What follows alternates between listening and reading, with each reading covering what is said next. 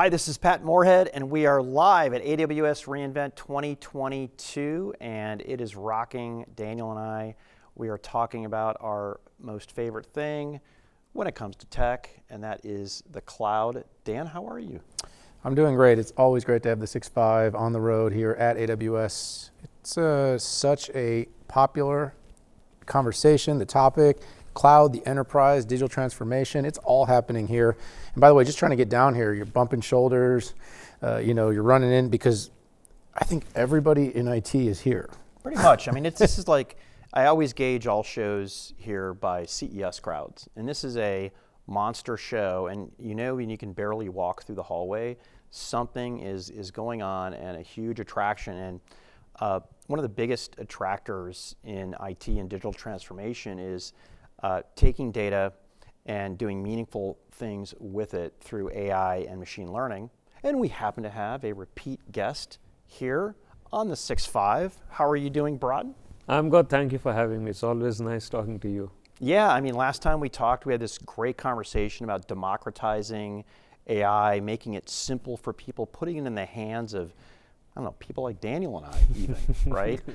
Who don't necessarily get down to the metal on a GPU or a Trainium or an Inferentia, but abstracting it so even the citizen developer can get access to it. But we are here. It's another event, big announcements. Yeah, we had the chance to talk to Bratin actually at Remars. So This is a second time sitting down. You're now a 6.5 alumni. And you have a big mandate at AWS, and I would love for you just to quickly talk a little bit about the work you do for the company, just to set the context out there, because we're going to get into everything Pat just said, but you are highly qualified. Well, I hope so. Thank you for the kind words. So at AWS, I run all of our AI and machine learning businesses. The AI services, that's at the top of the stack, SageMaker, that's the middle of the stack, and then the deep learning armies and engines, that's at the bottom of the stack. We built one of the fastest growing businesses in the history of AWS. More customers doing machine learning on AWS than anywhere else. So, it's been a fun ride so far. What have you done with your life? I mean, I'm like, what he's done with his career, and I've done with, I mean. Are you really going to make me assess this? I don't know. I mean, we're live. I've written 7 books. Okay, I got you. You're good. But you don't run the largest AI and ML cloud service on the planet. That's why he's on our show. He's the guest. Okay, let's go. Sorry, keep going, Dan. Oh, no, absolutely. So let's start with the launches. I mean, look, we like to have a little fun, a little banter here, but this is really important stuff, and the problems you're working on solving are big problems that pretty much every company, every government entity, universities, everyone's kind of looking to AWS, at least it's part of the solution. Yeah. So what's your big exciting moments here that you're announcing this week at reInvent? Yeah, so when we look at machine learning, one of the things we look at is what are the key trends that drive machine learning innovation? Like if you are a customer, what should you be paying attention to? What should you be leveraging? And 2 of them we talked about at REMAS, ML industrialization, ML democratization. I think they remain important. We are going to continue to push them. Then there is this new class of models that are coming up called foundation models. And we use them internally at Amazon. Just to give you an idea, if you went back to say 2017, the state-of-the-art models had 20 million parameters. Right. 2019, they had about 300 million parameters. Now they have more than 500 billion parameters, right? So that's 1,600 times just in 3 years. That's like super Moore's law. And what these have done is they have opened up amazing capabilities. You're now looking at a world where potentially in the near future, you could have AI and machine learning be an assistant for creative tasks. Okay, and so we have these generative models now on AWS and SageMaker, Stability.ai that creates the most popular foundation models now. They have chosen AWS as the cloud. They're using SageMaker. And there's just an enormous amount of innovation that will come out of that. And I'm really excited by the capabilities that we are going to open up for our customers there. Then there is this variety of data. We have talked about the data, but what I'm talking about is the variety of data, multimodal data, right? One of the things that we launched is SageMaker's geospatial machine learning capabilities. What we had up until now was machine learning was good at answering the who and the what, but you couldn't really answer the where and the when. Okay, with this geospatial launch, you can now answer the where and the when. And so we have customers like BMW who are actually using it to say, where should I be having electric charging stations? We have customers like Zarvio that are using it for agriculture, like how should I be planting, where should I be planting, and so on and so forth.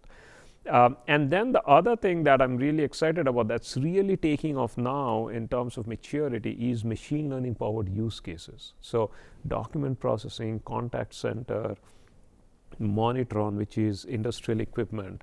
If you think about what we are doing with contact center automation, today what happens is when a customer is calling in to a call center, then contact center supervisors listen in on a fraction of the calls to see is the customer satisfied, do they need more information, but they can't listen in on every call. What we have done now is we have enhanced Amazon Transcribe, which is used for contact center automation, and we're using speech recognition models to detect customer sentiment. So we can detect things like raised voices, or someone saying repeatedly, I want to talk to a manager. Right. Or someone saying, I want to cancel my subscription. Right? And that's a clear indication of a frustrated customer. And when that happens, you can send a real-time alert to the contact center supervisor. Okay. So we have talked, I'm going to ask a question of, there's so much content coming out here. First of all, for the neophytes in AI and ML out there, what are the benefits of a larger model? So you can think of what a larger model does is it has more learning capacity. And I'm kind of simplifying the thing because ultimately you want a model is important and the data is important, the amount of data that you're training it, right? Now, all things being equal, when you have a larger model, it has more learning capacity. And what that means is I'm able to learn more from data. Right. I'm able to identify more patterns and I'm able to make better predictions. No, I appreciate that. And for, let's say, Monitron. Now, Monitron's been out for 2 years now? Couple of years, Couple of years now. And can you apply, do large models help things like Monitron? Monitron, large models in general are applicable to a variety of places. Monitron could be one of them. The special thing about Monitron is it's its own solution and you need no machine learning expertise for it. Right?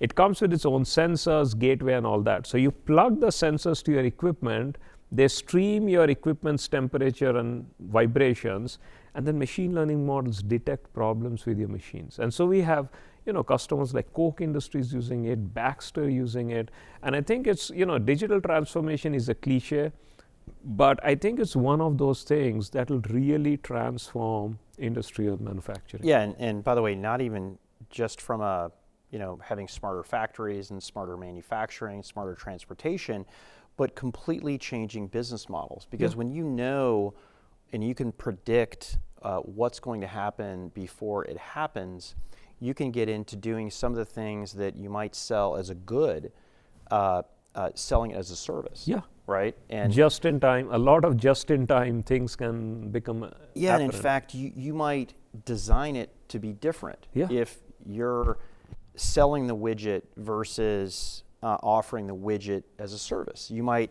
make it last longer.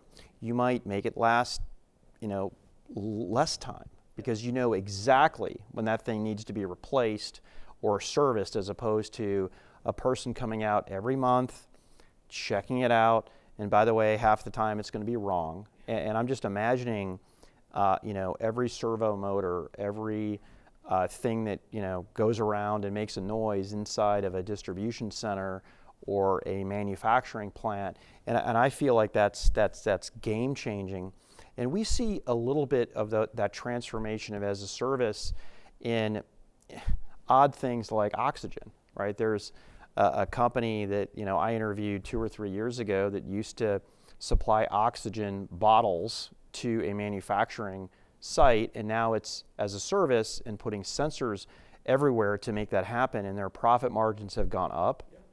Their customers are incredibly happy because all they want is oxygen, okay? And I know it sounds, some of these things aren't, necessarily sexy. I think they're sexy because it's like moving forward, making more money in tech, doing cool stuff. But I like Monitron because it's so transformational in industries that haven't transformed yet. Yeah, and it makes a lot of things easier. Like you said, I don't just have to guess what is going on. I can really be predictive about things. The other thing we have is Amazon TextRact that we use for document processing. Now, a lot of customers have been telling us we would like help with mortgage processing, Right. because a mortgage loan package can have 500 pages, and it can take 45 days to close. And almost half of that time, 20 days, is just extracting information from these pages. And so what now Analyze Lending does is you give it a form and it extracts all of the relevant information. And not just that, it can find pages that require review by human underwriter. So if you have a mortgage form and it missing a signature, it can flag that page for an underwriter. It's literally unstructured data becoming structured data in real time. Exactly. And it's a great analogy actually, because I almost think of it as, people talk about no ETL and all that. This is basically taking unstructured data and converting it into information. It's kind of doing what you're saying. And this whole notion of machine learning powered use cases, and we have all talked about how it's going to transform industries. Now that's really happening. Like Penny Mac used to spend hours every day processing documents. Now they can process 3,000 page PDFs in less than 5 minutes. Oh, that's amazing. And another great example is in our health care system in the United States, we ship most all of those papers to a different country to be processed. Yeah. And that is crazy, takes a long time, and also it adds the frustration of a customer thinking they paid and they didn't, or there's a transcription error and it makes a mistake on even some sort of an outcome. So there's this time delay and it costs money. In a perfect world, it would all be digital, but because every state, every county, every country, every region has different rules for it, it could be 50 to 100 years before we move off of paper. And they have different formats and the same templates don't work. And with AI, all of this goes away because you're just semantically getting information. Well, and the smarter it is, so for instance, we've had robots in manufacturing. I worked in a factory 35 years ago and we had robots, but the big difference though is the cost and time to set up, and the tolerance errors were nil. But with today's machine learning and the ability that the machine acts more like a person, and if that window is slightly off, it knows to adjust. Yeah. That is brand new, and the ability to even get into a 5G connected.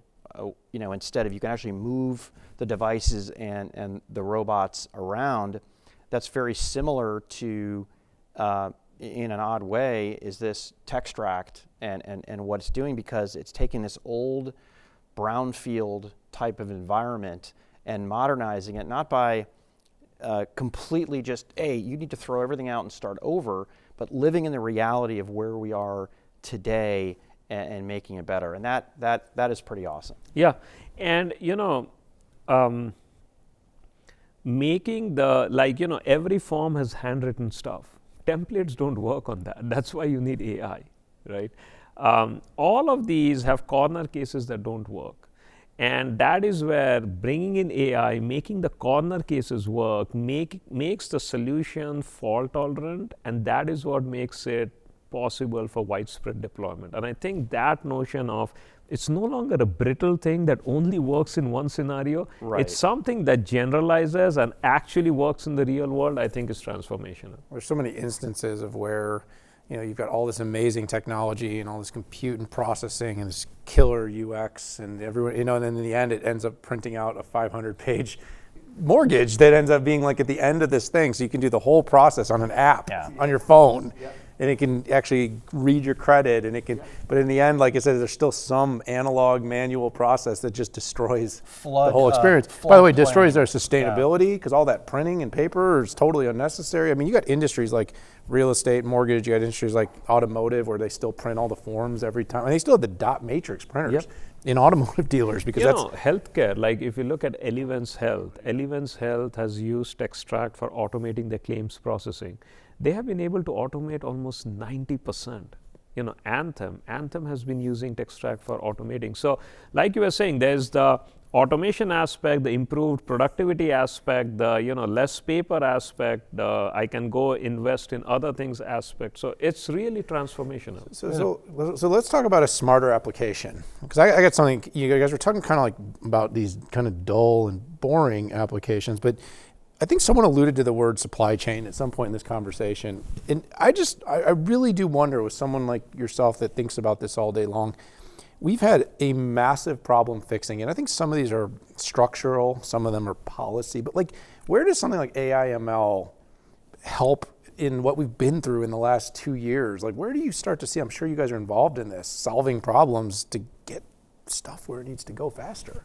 I think there's a lot of machine learning and AI we can apply to do things like congestion management. A lot of this has been congestion, things just being congested and moving things flow. Better prediction of demand supply, like, where does it need to go to relieve bottlenecks. So I think we can do a lot of that application to just make the thing flow a lot smoother. Well, you did make a major announcement here at the show called Amazon Supply Chain. So using AI and ML, so I was teeing them up. Oh, well, okay. No, you did good. You okay. did it. All right. You did it. Which is just smart. I mean, ETL out of SAP or Oracle and pull it in there and start having fun. Yeah. I did want to talk about Omics. Am I saying it correctly? Yeah. I mean, that seemed to be, a giant. By the way, we're running out of brand names, and it's there's one. That's why these names start to get funkier and funkier, right? But tell us about Omics. What value, what does it do? What problem is it solving? So fundamentally what we are trying to do with Omics is making it easier to do analyzing genetic information. Now, there's genomes, which is genomics, but then there's also other forms of analysis you can do, like proteomics and other stuff. Fundamentally, what a lot of our healthcare customers want to do, especially in the field of precision medicine, is they want to be able to look at genetic information, correlate it with your health information, and then use that for personalized treatments or other forms of therapeutic stuff that is personalized to your needs. And that is absolutely the future, and of that is medicine. An absolute global game changer. Yes, and it promises to make things a lot more effective. And it'll probably make it a lot more efficient. So what Omics does, Amazon Omics does, is there is, like, you can think of it as genomics processing as really kind of three things going on. One is you have a genomic sequencer that spits out all of the genomes, right? Then you're taking your genomes and you're comparing it with what we call reference genomes. So let's say I'm taking a person's genome and I'm comparing it with the reference, and I'm seeing where the two of them differ, because then I know, okay, there was a mutation here. And then, so those are called variants. So once I've found all the variants, all the mutations, then I try to correlate it. I say, okay, there is a mutation in this position that might have resulted in this thing going on. So what Amazon Omics does is it makes it really easy for you to go from genomes down to these variants. And then we have Amazon Health Lake that you can use for storing electronic health records, and you can use for storing x-rays and so on. So now you can go in and you can do an analysis and say, okay, here is the genetic information, here is the electronic health records. How do I correlate the two, analyze the two, and get to personalized treatments? Okay, dumb question, but I have to ask. I'm assuming it's AI and ML. Is it truly a big data problem? The Omics one? Or right, Omics. Yeah. Okay. Yeah. Okay. These genome files can be petabytes. Okay. Thank you. I didn't know that, but thank you. They can be petabytes. And, so you're looking at, the human genome has 3 billion bases, but typically you will oversample it. And so you can have billions of bases, and that's petabytes of data. And then you're analyzing that and then trying to see where are those variants. It's super interesting. I'm kind of sitting here trying to visualize I'm like building it. I'm trying to put it all into a container and move it around. I'm kidding. But the direction of Amazon, by the way, and you leading in the role you are, is clearly going more towards healthcare. Obviously. I don't know if I would call it going towards, it's not quite going towards healthcare. This is helping our healthcare customers, providing them the compute, the AI, ML, the storage capabilities so they can innovate faster. Right. Right. But I mean, the company's made a lot of investments. The portfolio of Amazon is diversifying. They've made some big buys in everything from primary care, pharmaceutical. I mean, so the company sees healthcare as a big future, and obviously AWS. Let's face it. I think you built AWS a little bit to solve. The company's got a history of building new businesses to solve other business problems that it had. AWS was a bit born out of solving its own problems. A lot of 90% of our roadmap is really based on what our customers tell us to do. And especially in the case of Omics, we have been working with a lot of our healthcare customers, and they say, us building this infrastructure for compute. Now think of this petabyte storage. You need a storage infrastructure to do it efficiently. You need a query infrastructure to query those petabyte size files. And so what they're saying is there's a lot of infrastructure muck that we have to handle. Why don't you guys do all that undifferentiated infrastructure work so we can focus truly on the healthcare work, right? So we aren't really doing any of the healthcare discoveries here. We aren't really doing any of the healthcare domain-specific stuff.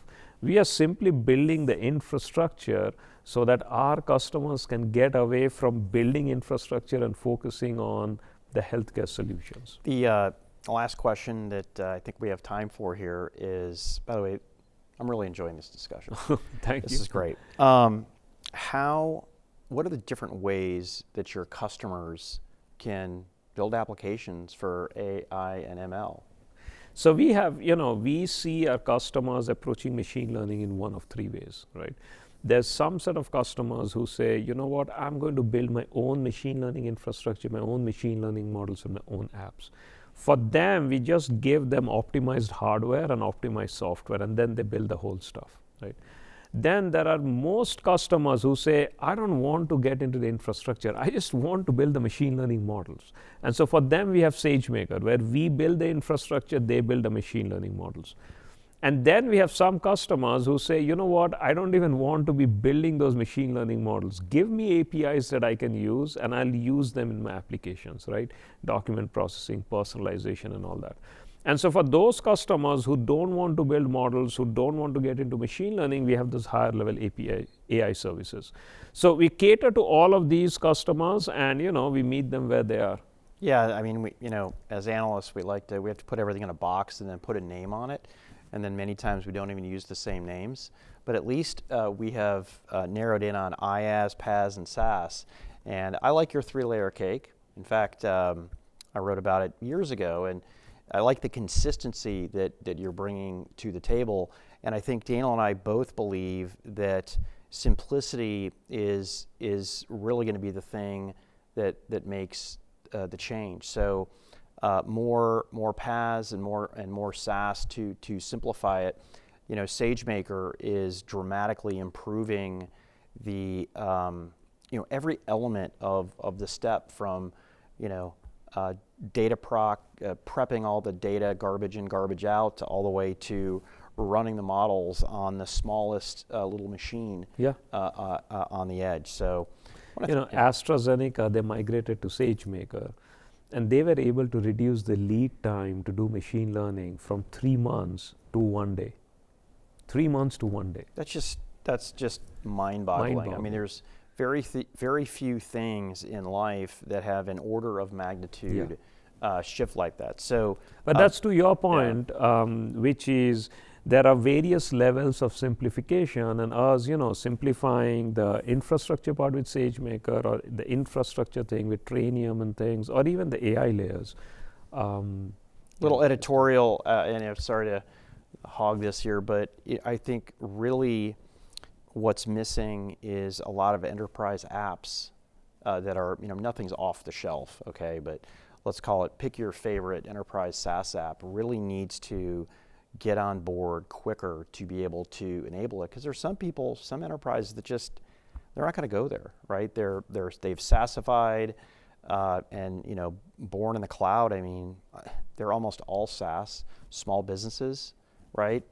Headed to SaaS. I think that is one of the bigger breakthroughs that as an industry we need to roll that forward. I'm going to look forward to what you can do there. Sure, happy to. Well, go ahead. No, I was just saying, I just really appreciated the opportunity. I was thinking as you were saying that, in the end, it's going to be a lot of people just want to use NLP to ask it a query, and then that query finds the data, creates the model, starts outputting data and visualize. And I'm saying that is kind of the future. There's going to be a small subset of PhD types that have been doing this for decades, and a lot of it's going to be me going, right, where should I be sourcing these materials from? I should be able to, and it's going to go out and it's going to build it. Software is going to write itself. And in fact, if you look at a lot of the latest, generative My stuff. favorite kind of software. Then, you prompts and you're just asking questions and the thing is generating it. And, now with Code Whisperer, it can generate code like a developer can do. So, all the things that you guys are talking about is coming to fruition. By the way, I don't love all your names, but I love Code Whisperer. Thank Can I just tell you that? Anyways, more editorial. Like, who's asking the questions here? I don't know. I'm going to interview you. But Bratin, thank you so much for joining the 6.5 Thank you. It's always a pleasure. Always a pleasure. On the road at AWS reInvent. It's great to have you. You are an alumnus. You will be coming back more often. We're going to make sure to have you on the show. Happy to. Everyone out there, there's a lot to learn here. You may have to watch this one twice, maybe 3 times. But we really do appreciate you tuning in. If you like what you heard, hit that subscribe button. Join us for all of our sessions here for 6.5 on the road at AWS reInvent. We have a lot of great guests, a lot more great content. But for this one, it's time to say goodbye, Pat. We're out of here. We'll see you later.